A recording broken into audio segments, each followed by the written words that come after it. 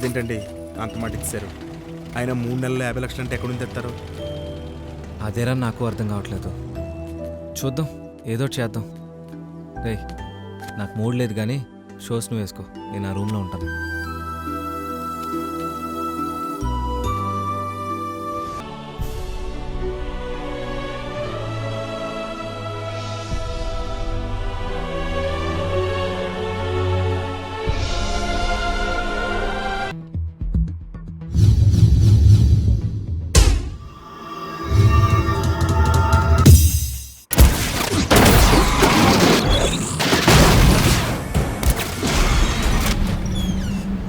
అబ్బాయి గారు చాలా లేట్ అయిపోయిందండి.